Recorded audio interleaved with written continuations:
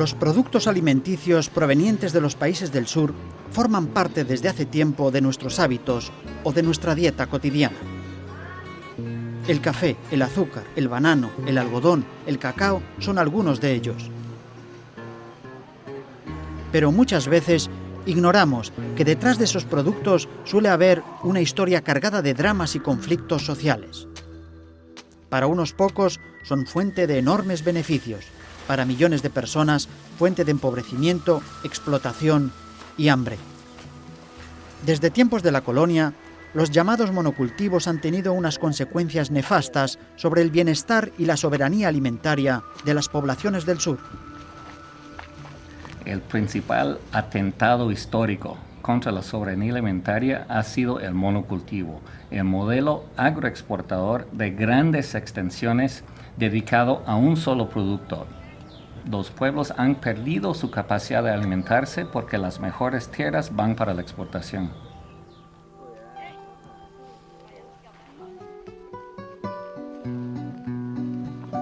La soberanía alimentaria es el derecho a los pueblos rurales de tener acceso a la tierra, de poder producir para sus propios mercados locales y nacionales, de no ser excluido de esos mercados por la importación hecha por las empresas transnacionales. Y también es el derecho a los consumidores de tener acceso a alimentos sanos, accesibles, producidos localmente.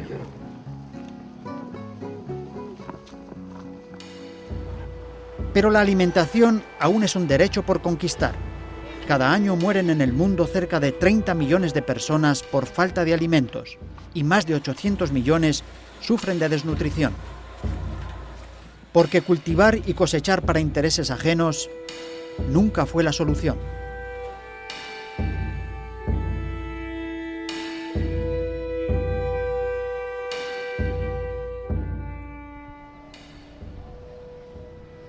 Hoy, la producción total de alimentos bastaría para alimentar a 12.000 millones de personas, el doble de la población mundial. No es, pues, la falta de alimentos el problema, ni tampoco la falta de recursos naturales. Es precisamente donde abundan los recursos naturales, recurso tierra, recurso agua, en donde existe la mayor pobreza, porque fueron estos lugares tan productivos que fueron el objeto de la colonización, de la conquista. Los pueblos locales que antes gozaban de esos recursos, hoy día por el proceso histórico que empezó con la colonia, están excluidos del acceso a su propia riqueza. Centroamérica, y particularmente Nicaragua, es un buen ejemplo. Con una enorme riqueza en recursos naturales, agua en abundancia y tierras de gran fertilidad, lo más difícil es que su población careciera de alimentos. Sin embargo, la realidad no es así. Y en esto mucho tiene que ver el uso que se le da a la tierra. Nicaragua, como Centroamérica, ha sido tradicionalmente región de monocultivos de exportación. Cada uno de esos cultivos de agroexportación ha tomado otro pedazo del territorio nacional, otra zona con suelos fértiles y ha progresivamente excluido a la gente. Actualmente, Nicaragua es el segundo país más pobre de Latinoamérica. El 78% de la población malvive con menos de $2 al día y cada año cerca de 1 millón de niños y niñas quedan sin posibilidades de asistir a la escuela. La revolución de los años 80, asediada por las presiones de Estados Unidos, no logró cambiar todas las reglas del juego. Lamentablemente, la revolución no logró alterar la estructura de agroexportación. Dejó la vocación principal de la zona rural del país en monocultivo grande de agroexportación, o estatal o privado. Iban perdiendo el apoyo poco a poco de la base social en el campo, precisamente por su incapacidad de cambiar la estructura de la agricultura. Hoy día, en muchas aldeas rurales, la situación es tan precaria que los campesinos reciben del Programa Mundial de Alimentos una provisión de productos básicos para poder sobrevivir.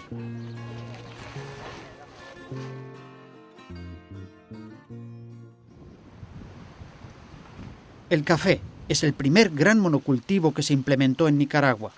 150 años después, se sigue manteniendo como el producto de exportación más importante del país.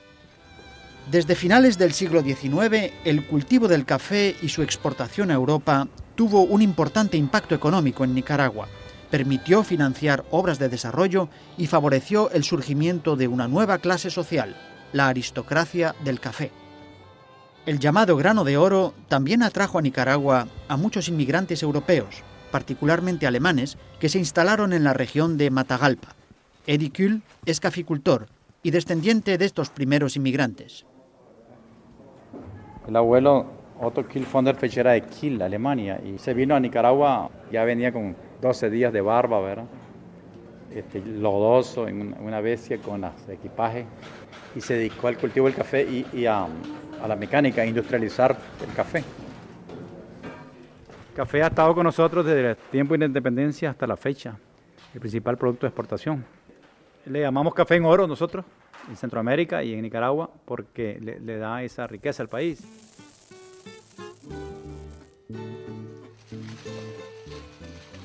El rojito, como se llama popularmente al café en Nicaragua, se ha mantenido hasta hoy como un rubro importante de la economía del país, a costa, cierto es, de una mano de obra barata y abundante que por necesidad ha trabajado por salarios de hambre.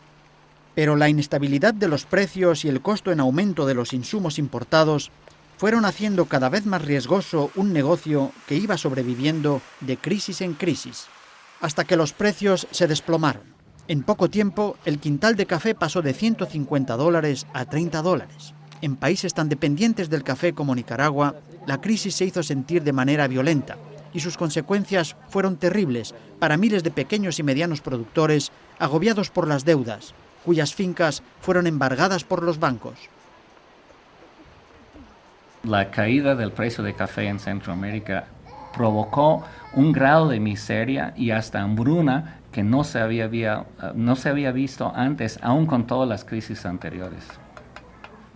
No los dan corte. Nosotros vivimos de los guineos tiernos de las demás haciendas, que vamos a robar guineos tiernos para poder comer. Hoy lo enterraron al chavalito, se murió de hambre, y 6 niños más y 3 viejos que se han muerto. Y otros que ya están inflamados, también ya están con anemia, porque no tenemos ni nada que darles de comer. Empujadas por el hambre, familias enteras bajaron de sus aldeas y marcharon hacia las ciudades buscando la sobrevivencia. Privados de su única fuente de trabajo, miles de peones agrícolas se vieron obligados a mendigar en las carreteras del país.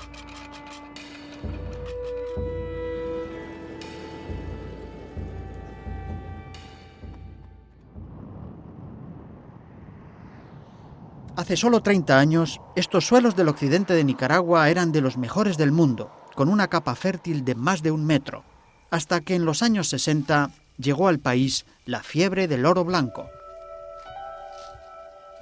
Antes de la llegada del algodón a la zona del occidente de Nicaragua, era la zona más fértil de Centroamérica, de máxima producción de maíz, frijol y de frutales, que suplía a todas las zonas, también El Salvador, Honduras, Nicaragua se alimentaba de esta zona. Pero a finales de los años 60 empezó el cultivo intensivo del algodón, llegándose a sembrar hasta 245.000 hectáreas, lo que representaba una fuente de empleo para unas 500.000 personas. Era la época de la bonanza del algodón. Ponía en circulación una cantidad de dinero increíble. Mucha gente hizo mucho capital. El algodón era tan atractivo que encontramos algodoneros de todas las profesiones, ¿verdad? Algodoneros médicos, algodoneros abogados, algodoneros estudiantes, algodoneros farmacéuticos, es decir, de todo. Pero de esos tiempos, hoy solo quedan las ruinas y los recuerdos. Añoramos la época, pues, porque había muchos compradores que prácticamente se peleaban, por decir así, por comprar el algodón, ¿verdad?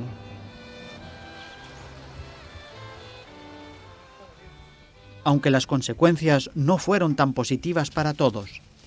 El crecimiento del algodón desplaza al sector campesino a zonas de poca productividad, laderas improductivas, desplaza la producción de alimentos, de hecho provoca un déficit de producción de alimentos y genera una dependencia hacia alimentos importados también. Hasta que el exceso de producción y la llegada al mercado de nuevos productos sintéticos dieron inicio a la decadencia del oro blanco.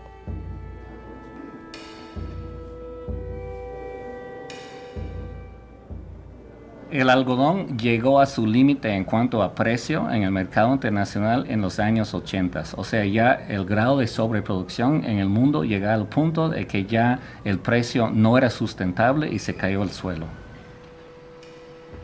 Bueno, los costos de producción eran mayores que el precio de venta, ¿no? Entonces ya no era rentable, pues las plagas aumentaron muchísimo y no se podía producir. Pasados los buenos tiempos, ahora solo queda esperar el próximo milagro. Bueno, realmente lo tenemos esperando una oportunidad para que se haga otro tipo de inversión, pues. Podría servir para una zona franca.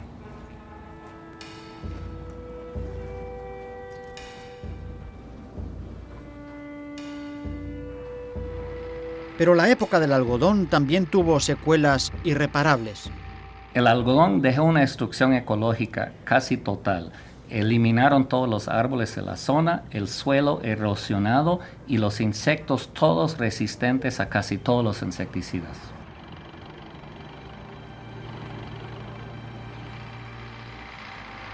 En alguna medida yo fui testigo de los bosques que fuimos botando, ¿no?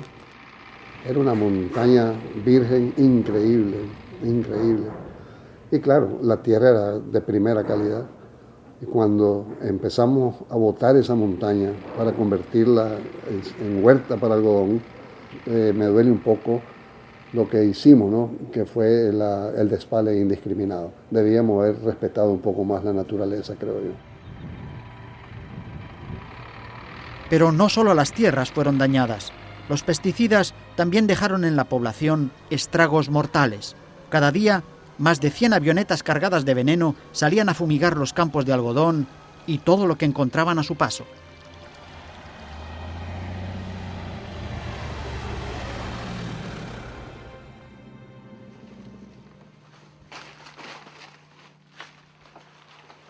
El banano ha sido un cultivo de agroexportación tan tradicional en la región que se ha llegado a llamar a los países centroamericanos repúblicas bananeras. En 1932, la tercera parte del territorio cultivable de Honduras pertenecía a una sola compañía bananera, la United Fruit Company, un estado dentro del estado cuyo poder era mucho mayor que el del gobierno. También en Guatemala, cuando en 1952 el gobierno de Jacobo Arbenz afectó mínimamente los intereses de las bananeras norteamericanas, las consecuencias no se hicieron esperar. Fue derrocado por un golpe militar organizado por la CIA. El banano también es típico de otro fenómeno, que es el enclave de una empresa transnacional que tiene casi un territorio soberano dentro de un país donde no se aplican leyes laborales, donde tienen la libertad de explotar de una manera subhumana a la fuerza laboral. Desde hace casi un siglo, el cultivo del banano no ha cesado en Centroamérica, dejando muchos beneficios en las compañías multinacionales y mucha miseria y destrucción en los países productores. El banano en Nicaragua dejó una destrucción ecológica casi sin igual entre otros cultivos. La zona queda inservible para agricultura. Primero nivelan toda la topografía, todas las quebradas y el suelo destruido contaminado con cobre del uso de fungicida que no sirve para nada. Pero los efectos más terribles de estos pesticidas, aplicados sin ninguna precaución durante años, se dan en el ser humano. Miles de extrabajadores de las bananeras en Nicaragua, víctimas de los plaguicidas, enfermos y sin trabajo, marchan hacia la capital para llamar la atención sobre su dramática situación. Ustedes pueden ver aquí un montón de gente que cada persona de estas ya anda muriendo. Ya no saben en qué momento cae, pues, con una indeficiencia o una impotencia de fuerza y ya no se levanta y va directo al cementerio. Salí con cáncer, pero como esta es una enfermedad que no se desarrolla ahí nomasito, sino que con espacio ella se va desarrollando hasta que se llega a arruinar la persona. Ya varias compañeras ya van que ya no aguantan, otras que ya se van muriendo. La causa de tantas víctimas es el nemagón, un veneno mortal que las transnacionales utilizaban a través del riego para fumigar el banano. sin siquiera informar a los trabajadores de los riesgos que corrían.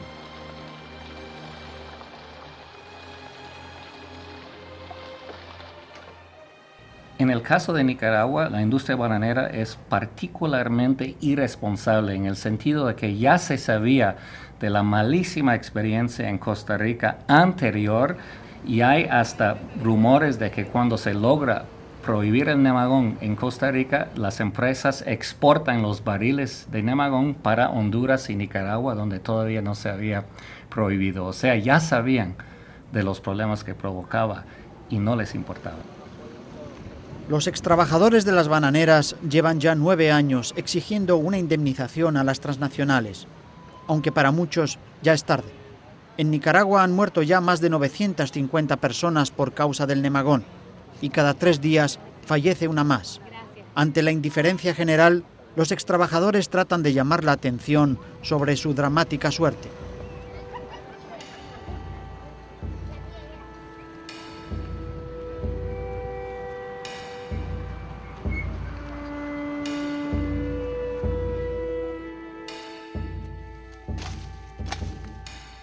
Los monocultivos y los pesticidas cambian de nombre, pero las víctimas son siempre las mismas.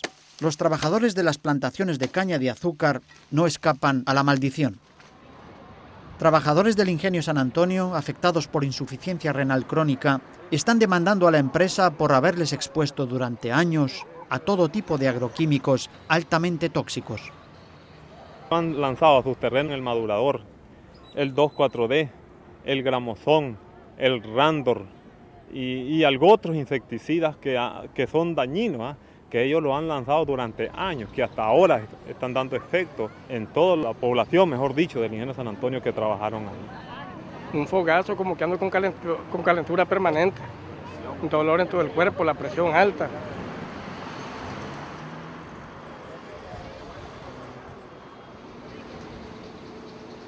El ingenio azucarero San Antonio es la empresa agropecuaria más grande de Nicaragua. Fue fundado en 1890 y pertenece a la familia económicamente más poderosa del país, los Pelas, dueños de importadoras, bancos, licoreras y otros importantes negocios.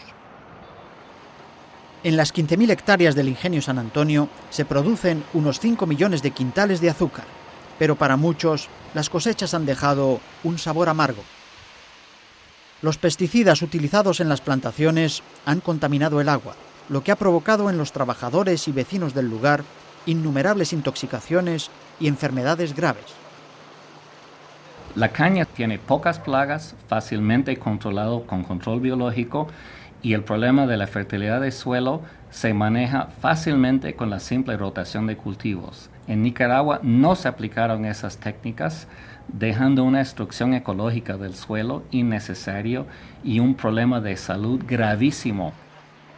Esta ha nacido del ingenio San Antonio, de que las aguas son contaminadas, aún dicen que aquí en Chichigalpa están contaminadas, y que han muerto millares de personas, incluyendo a mi esposo, que de eso murió, vecinos, amigos, familiares, ¿ves?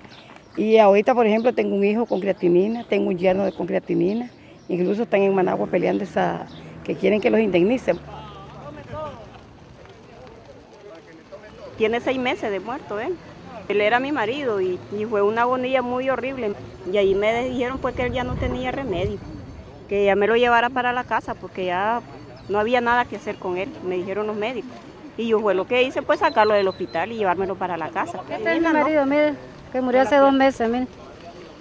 De lo mismo creatinina. Yo soy su vida de él. A mí no me han dado nada. Mi hija es huérfana y hay 2 más. Mi hija dejó de estudiar porque ella mira no me alcanza. Mis otros 2 hijos también.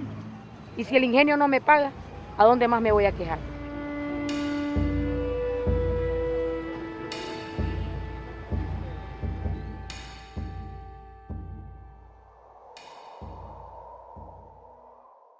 Detrás de los monocultivos solo queda miseria y desolación. En regiones como Matagalpa, que tradicionalmente han vivido del café, la crisis ha tenido repercusiones sociales profundas. El éxodo rural se intensifica con sus secuelas de siempre: pobreza extrema, desesperanza, delincuencia.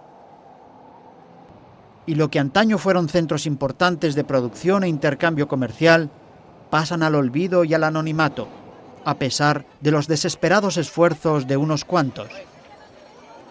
Con el noble propósito de pasar a la historia como sede de la parrillada más grande del mundo, Matagalpa patrocina el intento del chef Ramón Mejía por figurar en el libro Guinness de los récords.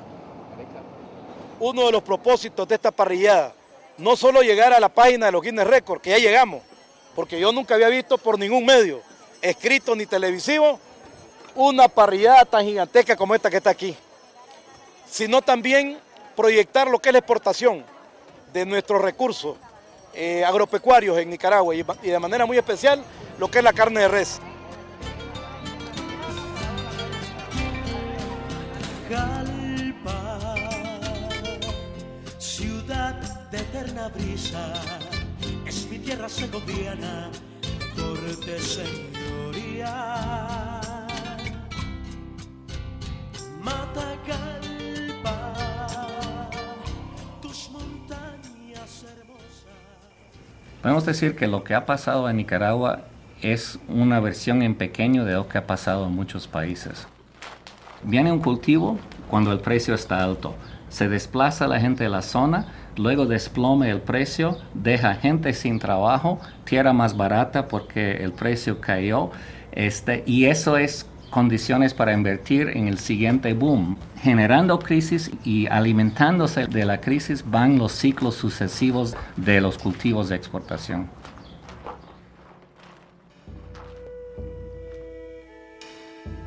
Signo de los tiempos, se destruyen cafetales para construir maquilas o zonas francas donde miles de campesinos desempleados se ven obligados a trabajar por salarios de miseria. Las formas cambian, pero la explotación continúa. La industria maquiladora genera el mismo tipo de exclusión social con salarios de miseria, sin sindicatos, que genera el modelo de agroexportación en el campo. Y además se alimenta del modelo de agroexportación porque es precisamente la masa campesina expulsado del campo que es la mano de obra barata que hace posible la maquila.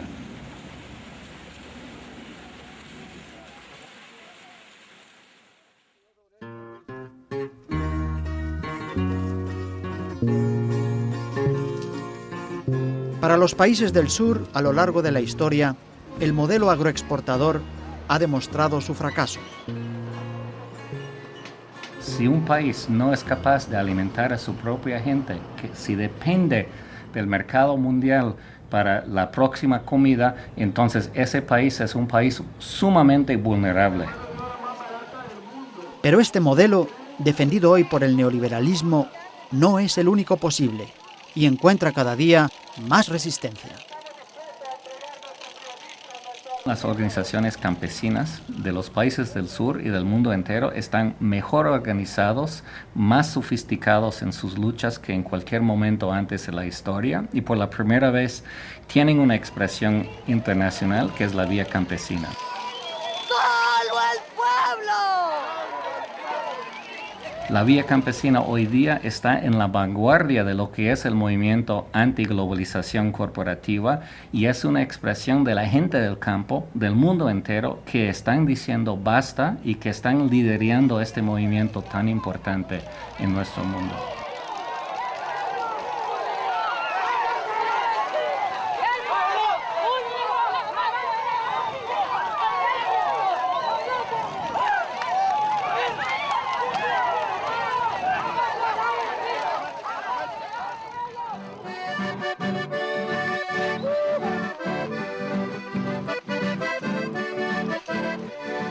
Frente al modelo agroexportador, el movimiento campesino plantea el concepto de la soberanía alimentaria como paradigma alternativo.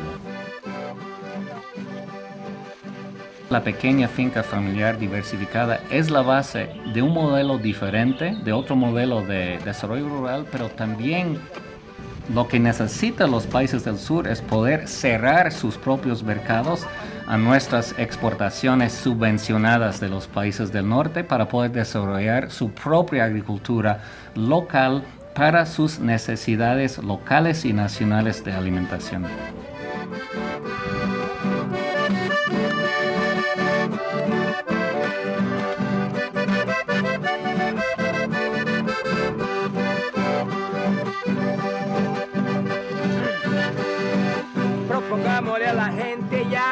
queremos algo mejor. Digámosle a los gobiernos, subsidien la producción. Organicemos al pueblo, levantemos la cabeza. Trabajemos en familia y acabemos la pobreza. Trabajemos en familia y acabemos la pobreza. No se le olvide, compadre, siempre su semilla criolla, siempre la parra de ayote, el tomate y la cebolla. Los frijolitos son ricos con el ajo y la cebolla. Eso sí es alternativa para un buen desarrollo. Eso sí es alternativa para un buen desarrollo. Eso sí es alternativa para un buen desarrollo.